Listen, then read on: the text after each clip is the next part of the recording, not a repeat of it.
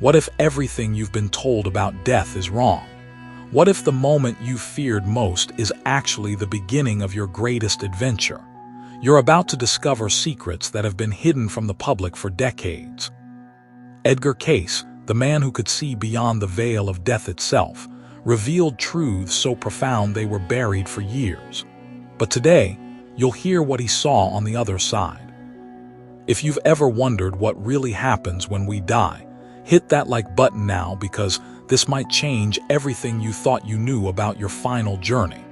Here's what Cayce discovered during his deepest trances. Death isn't the violent ripping away we imagine. Instead, your consciousness simply slides from one state to another, like drifting from sleep into wakefulness. No pain, no confusion. Just crystal clear awareness that you're still you, just somewhere else entirely. But here's where it gets interesting. You're not alone in that moment. Cayce described something that will give you chills. The instant your spirit detaches, loved ones who have passed before you are there waiting. Not as ghostly apparitions, but as pure consciousness, radiating the same love they had for you in life. Your mother, your father, that friend you lost too soon, they're all there, creating a welcoming committee you never expected. Recognition doesn't happen through sight. It happens through feeling. That unmistakable warmth of someone who truly knows you floods your awareness. For those of you who have lost almost everyone, this isn't just comforting, it's revolutionary. Now here's something that might shock you. Cayce insisted there's no bearded judge waiting to condemn you. Instead, you become your own reviewer. Your consciousness travels through every significant moment of your life in seconds, but not to punish yourself, to understand. Every act of kindness returns as pure joy. Every moment of cruelty hits as raw understanding of the pain you caused. But here's the twist: this isn't torture, it's education. Your soul craves this knowledge because it wants to grow, to become better than it was. Think about that for a moment. No external punishment, just truth in its purest form. Subscribe now if you want more revelations like this, because what comes next will transform how you see your remaining time. Time itself works differently there. Cayce reported that a single second can feel like years, while decades pass in a blink. Why? Because your spirit moves by intention, not by clocks. This explains why you sometimes feel the presence of someone who died years ago as if they just left the room. In their reality, they probably did. But here's what might surprise you most. Your departed loved ones aren't trapped in some static paradise. They're still learning, still growing, still watching over you. When you think of them and suddenly feel that inexplicable warmth in your chest, Cayce said that's not just memory, that's them, reaching across dimensions to comfort you. For those of you carrying guilt about unfinished conversations or unspoken apologies, listen carefully. Death doesn't sever connections built in love. It transforms them. You can still communicate with those who have passed through sincere thoughts, prayers, or simply by speaking to them from your heart. They hear you. Here's something that will give hope to anyone who feels they've made too many mistakes. Cayce revealed that even those who lived harshly, who made terrible choices, are welcomed with compassion. The soul isn't judged by human standards but understood in its totality. Every mistake is seen as part of the learning process, and if you think it's too late to change, think again. Cayce believed in reincarnation not as punishment but as opportunity. Your soul continues, learns, evolves. Even after your final breath here, the journey of growth continues.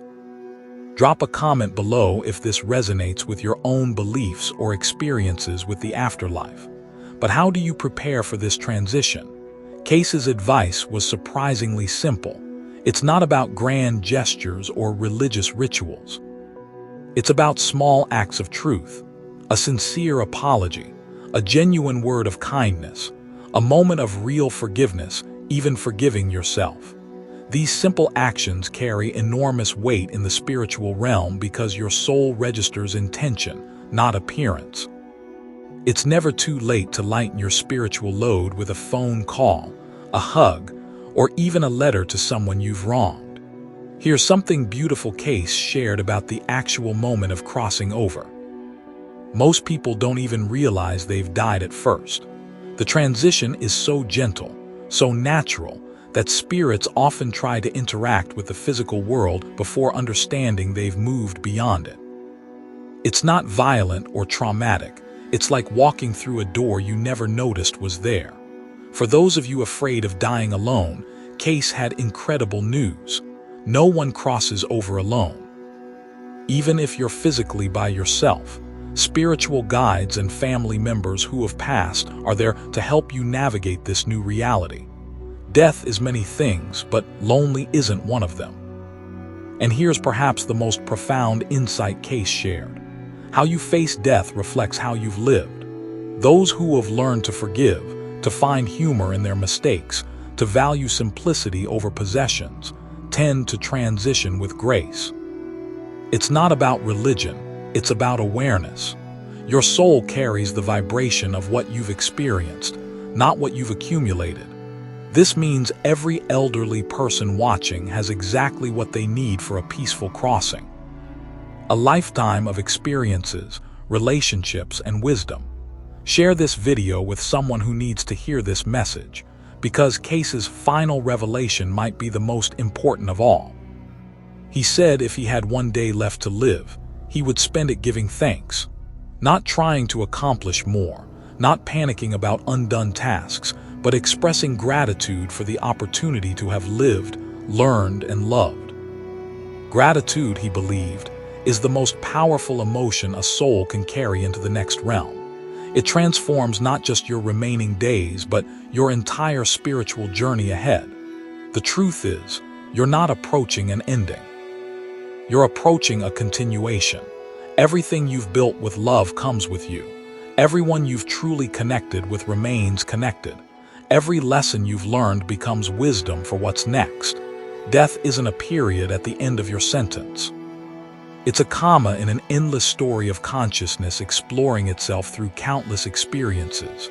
And when your time comes to make that transition, you won't go unprepared, unloved, or alone. According to Cayce, you'll go home, to understanding, to reunion, to the next chapter of an adventure that was never meant to end.